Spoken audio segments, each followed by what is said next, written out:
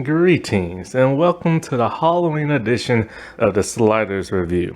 Alright, let's address the elephant in the room. I know it's not Halloween.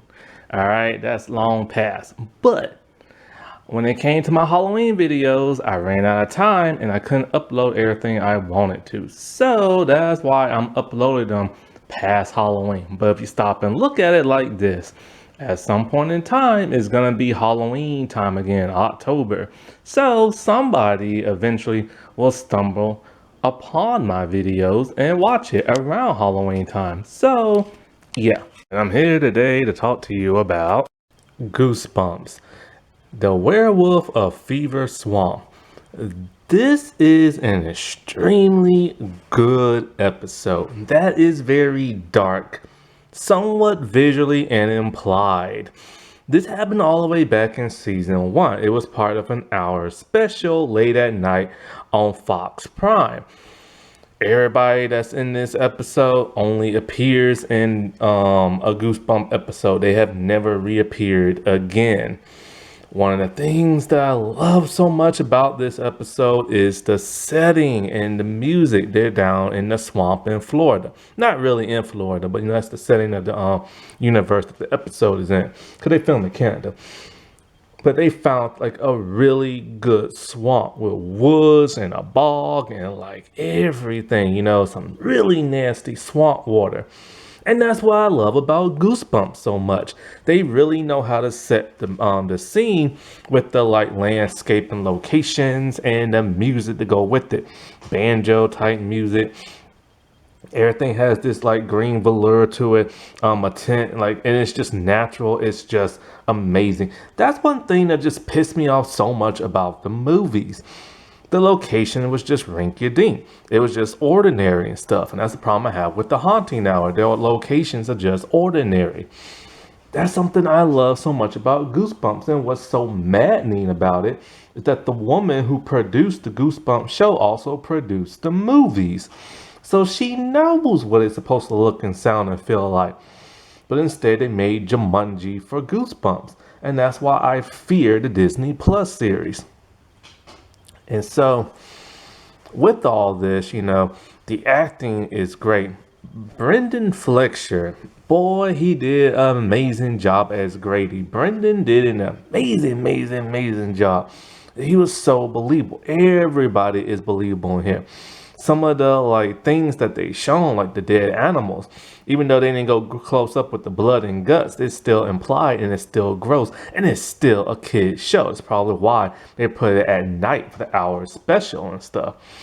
And everything, in my opinion, is just perfect in this episode, except we really don't get to see the actual werewolf all that time.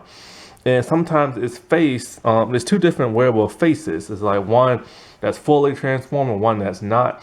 The fully transformed one isn't that great, but the half transformed one is good and the body is great. I just wish they would have showed more of it. How aggressive the werewolf was insane. I also love the intro by R.L. Stine. Like, he has this macabre way of talking and presenting himself and talking about how your parents and grandparents love to tell stories of werewolf because they just love to be scared, and he hopes that people will love his interpretation of it. This is, in fact, his first, but he has 2 different werewolf episodes. But he has 4 dog-like type episodes altogether. 2 werewolves, 2 dogs. I personally don't like the dog episodes. Those are just always weird and they just come off as silly and cringe and stuff. And even though I don't really remember Werewolf Skin, which I'm about to rewatch very soon, I need to see if I actually like it or not. I don't know. I think there are parts of it I like, but there's something I think about it that irritates me. And that's why I haven't talked about it yet. But this one is just great. And Vandal, he's such a cute dog. I just now thought about this. All the dogs that are in Goosebumps are probably dead now, which is really depressing once you think about it. Now, this is very close to the books, but it's also different.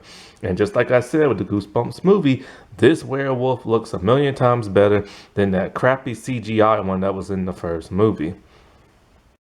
Growing up, I never really watched too much stuff with werewolves. A lot of vampires, but not werewolves.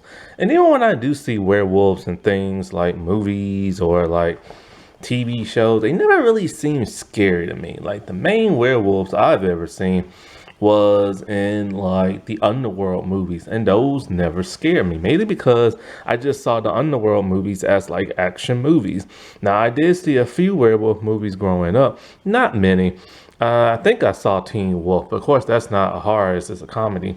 And I watched one werewolf movie. I don't know what it's called, but it was like a mother.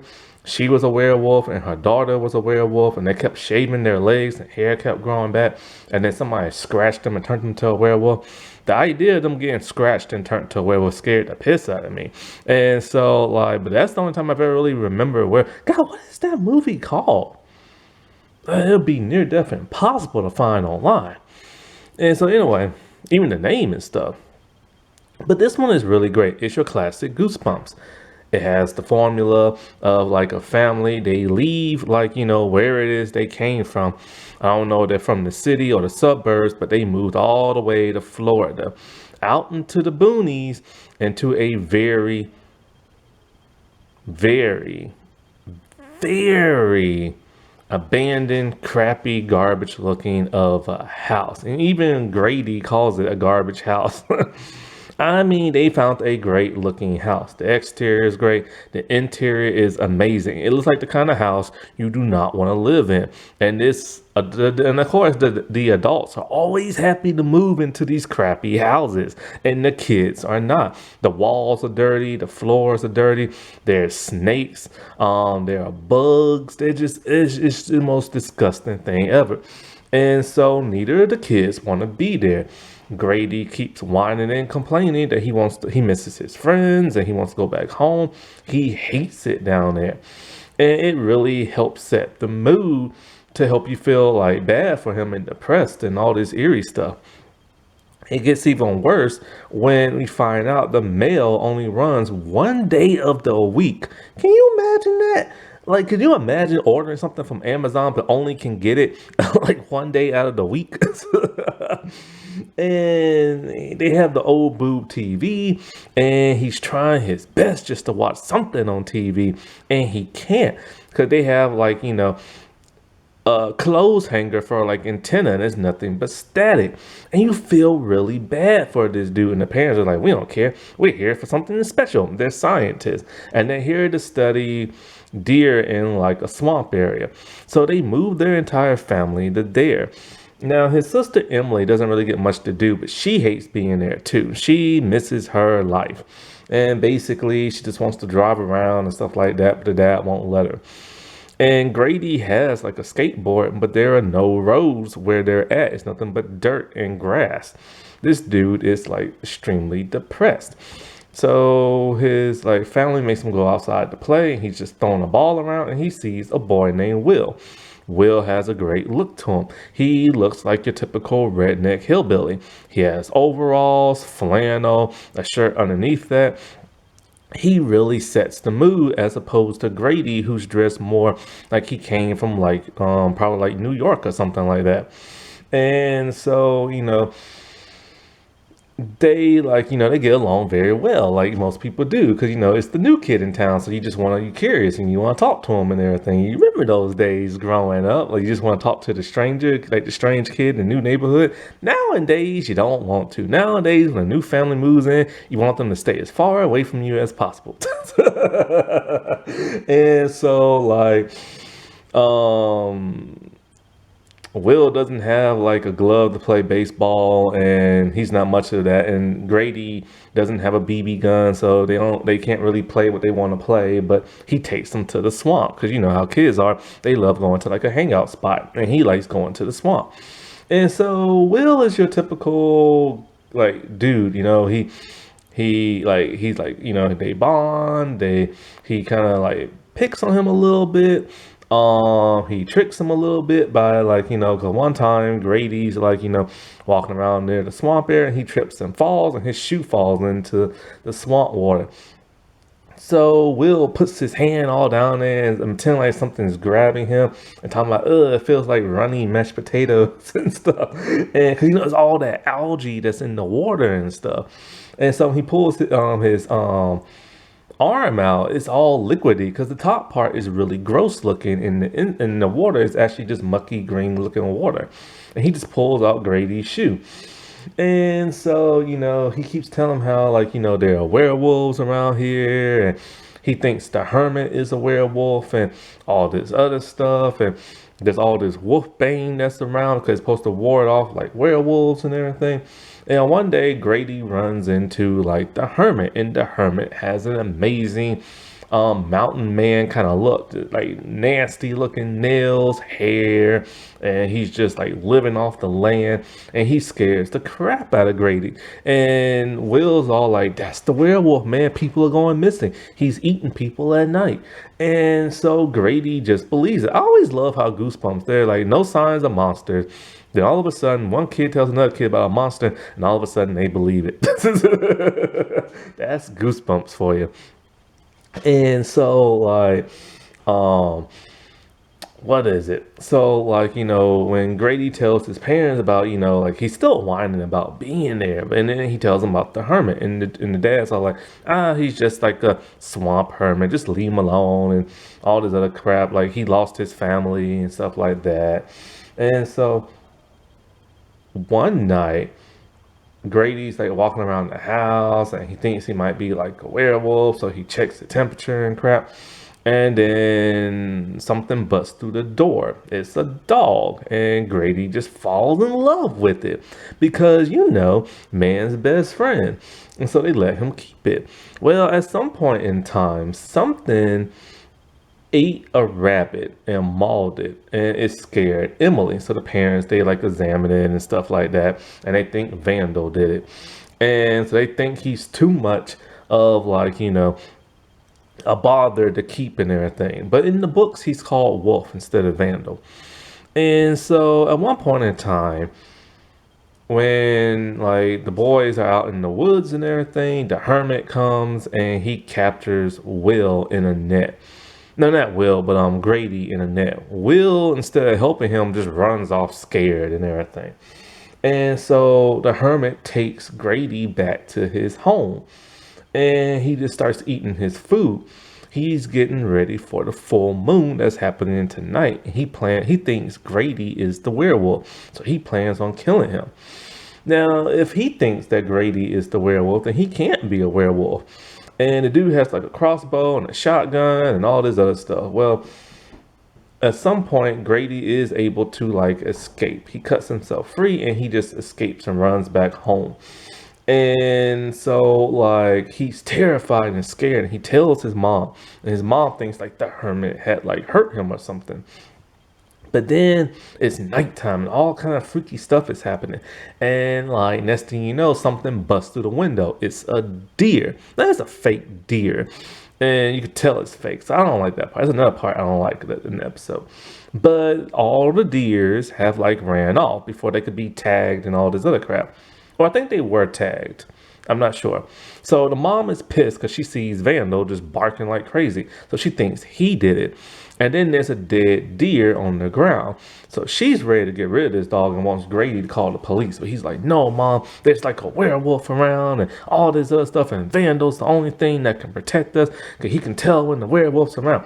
And it's like, I love how gun-ho Grady is to protect his family. Like, he really believes in this werewolf, but he's never seen it. And so, like, at some point, he hears, like, Will screaming and hollering. So when the mom tries to put the dog in like the shed, Grady traps her in there. Ooh, boy, she is a furious. And so he runs with Vandal, but Vandal runs off. There's a scene that is so beautiful in this entire episode.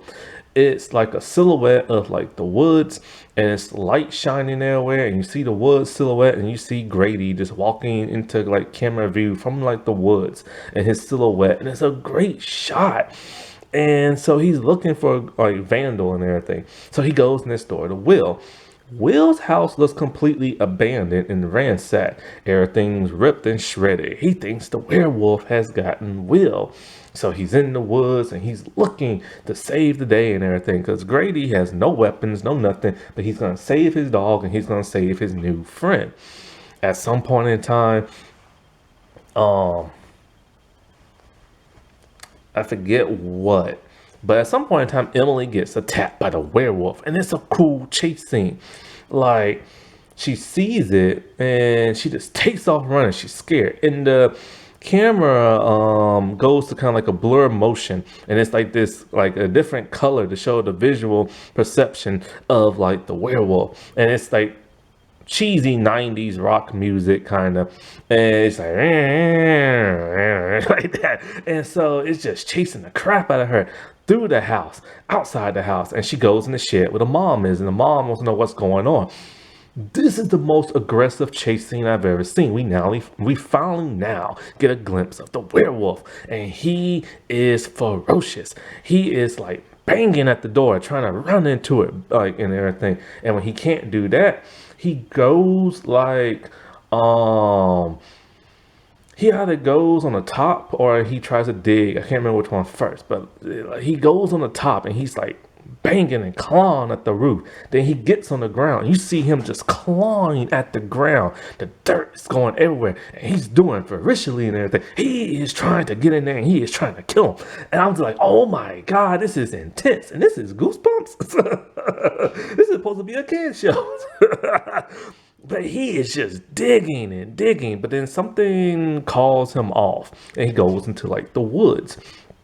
At some point in time, Grady is just like looking around the woods and he sees the hermit capture something. And the hermit tells him, you know, like, you took my family away, you killed my wife and you killed my kids and all this other stuff. And it's like, dude, the werewolf did all that. But we don't know and can't really see what he has in the net. But it looks human wolf-like. And then all of a sudden, Grady tells him to watch out. There's another werewolf. And it attacks the hermit. It's implied that the hermit has died. But in the books, he's okay. And so Grady is running and the werewolf is chasing him. And the werewolf is about to pin him down, or it throws him on the ground and it's about to get him until Vandal steps in. And Vandal starts attacking the werewolf and it knocks the werewolf in, like, you know, on the ground. And there we see it, that beautiful, like, full moon and clouds are covering it. The werewolf de-transformed and it's Will. He wasn't screaming and hollering because the werewolf got him. He is the werewolf. And so, like, he telling Grady, you know, like, stay away, man. Like, I don't want to hurt you. And then the full moon happens again. And so he's getting ready to attack Grady, and Vandal knocks him into like the swamp. And there, the swamp water like drowns and kills him and stuff. And it's funny because Will used to tell like Grady, you know, this swamp, the reason why they call it Fever Swamp, because it gives you a fever and makes you go crazy and stuff. And so, yeah, he heads back home, and like, it's like time has passed. And he has a nightmare where he turns into a werewolf, but then he wakes up and he starts howling at the moon for some bizarre reason. But then we see a bone corpse of a dog looking thing come out the swamp. Like, it's like, you know how like the bones rise up to the top. It's Will's bone corpse that have died from the swamp. The swamp somehow like ate his flesh and everything. This is gruesome for a kid's show. Now, in the book, they left out one character who's a female who believes in the werewolf. Also in the book, Will actually bit Grady and he actually turns into a werewolf at the end of the book. Now, in the movie, they keep saying it's Will that's the werewolf and everything that we saw in the first movie, but it could have very well been Grady, since they take place, it takes inspiration from the books and not this show. Either way, this was very dark. This was very gruesome, and it was an extremely good episode. That wasn't that spooky. All right, well, I shall talk to y'all later. Bye.